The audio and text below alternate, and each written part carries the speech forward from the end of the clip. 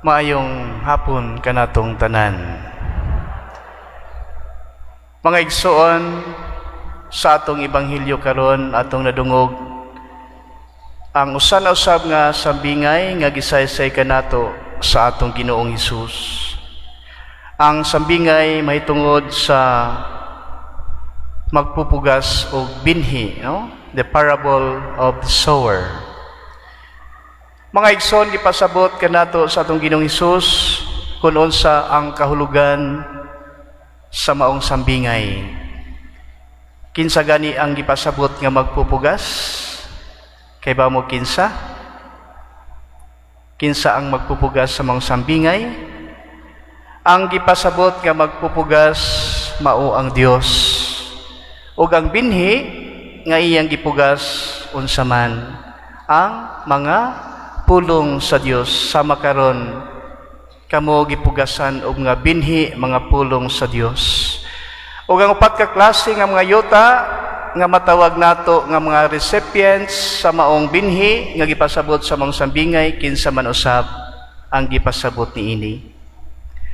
Ang gipasabot sa maong mga klase nga mga yuta kamo, kita, no? Kitang mga tao nga gisabuagan sa Dios sa iyang mga pulong. O gisabuag ang binhi o ang mga pulong sa Dios kanatong tanan sa katuyuan sa atong Dios nga kitang tanan maluwas. So walay pili ang mga gisabuagan sa Dios sa mga binhi o sa mga pulong sa Dios para ang tao maluwas. Pero depende usab sa tao nga gisabuagan sa mga binhi kung giunsa kini niya pagdawat o pagpatubo diha sa iyang kaugalingon. Mga igsoon, sa Ebanghelyo gisaysay kanato ang upat ka klase nga mga yuta nga gisabuagan sa mga binhi. Una, kadto kunong binhi nga nabutang sa agianan nga wala makatubo kay gituka kani sa mga langgam. Sila katong mga tao nga gisabuagan sa mga binhi o sa mga pulong sa Dios nga diin gibaliwala nila ang mga pulong sa Dios o sila wala mudawat niini, no? Ikaduha, mga igsoon, katong nga binhi nga nahiadto sa yuta nga batuon. So kung batuon, kulang og yuta. So manurok kini apan unsa may mahitabo kay batuon man. Siyempre, malawos ang maong binhi kung mutubo naman kini kay wala man kaayoy yuta.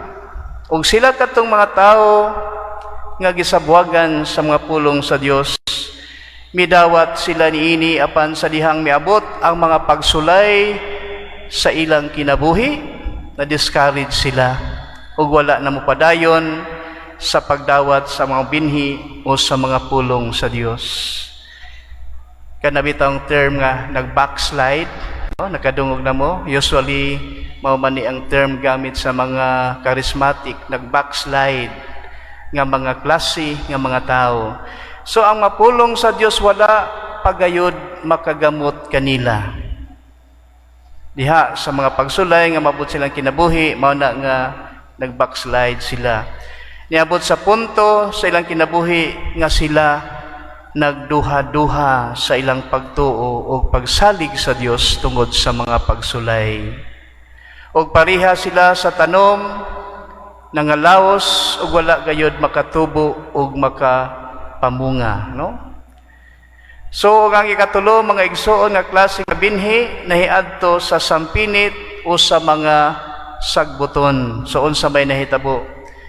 So, sa pagdungan sa pagtubo daw sa mga sampinit ug sa mga sagbot, mitubo sa binhi pero nitubo sa mga sagbot, na lumos ang pagtubo sa mga binhi mao nga wala kini makatubo pag-ayo. Mga igsoon, mao kini ang klase sa mga tao nga nakadungog sa mga pulong sa Dios, mihinay-hinay na unta pagtubo ang mga pulong sa Dios diha sa ilang kaugalingon, apan tungod sa ilang mga ambisyon sa kalibutanong mga butang, because of their worldly desire, their desire for money, hunger for power.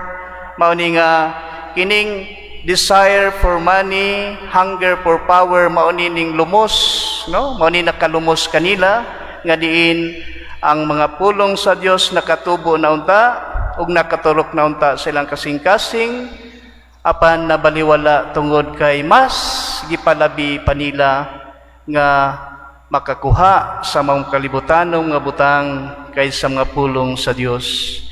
Mao na nga ang mga pulong sa Dios mihinay-hinay na unta og tubo, mihinay-hinay na untag pamunga, pero tungod sa ilang ambisyon sa worldly nga mga butang o gahom sa bahandi, nakalimtan nila og puy-an ang ilang nadungog nga mga pulong sa Dios.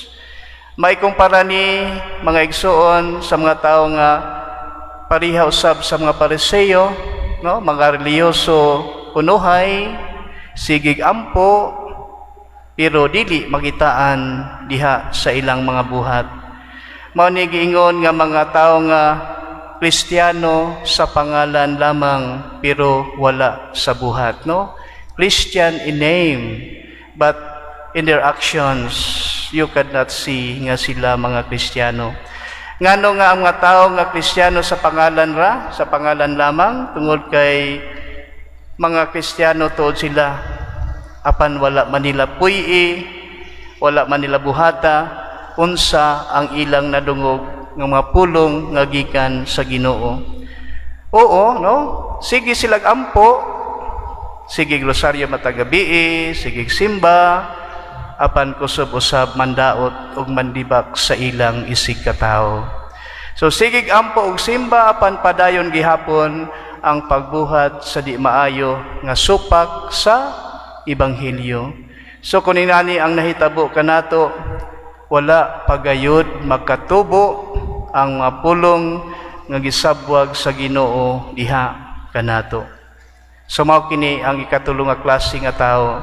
Ang ikaupat nga klase nga yuta, mga igsoon, katong nahiadto sa yuta nga tambok, no? Yuta nga fertile kaayo. So binhi nga naadto sa yuta nga tambok. So kung ang binhi mo adto sa yuta nga tambok, unsa may mahitabo?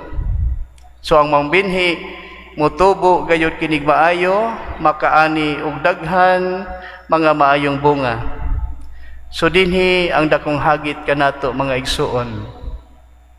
Nga sa mga pulong sa Dios nga atong nadungog, nga wala lang kini nato paminawa, kundili ato gayong gipaningkamutan nga mapuy-an sa atong kinabuhi.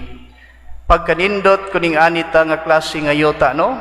Tambok nga di nakatubo gayud ug maayo ang mga pulong sa Dios diha sa atong kaugalingon. Mao ni mga tawo nga reliyoso ug maampuon, mga tao nga dili manghilabot sa ilang isikataw, dili masina unsa ang nakabot sa uban, hinuon malipay pa sila unsa ang nakabot sa iyang mga silingan o sa iyang mga kaigsunan.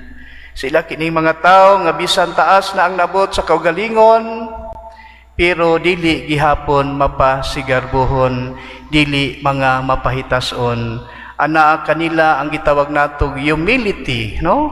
Kamao magpaubos o kamumudawat sa ilang sayop. Dili mga mapaytason, kundili mga mapaubsanon.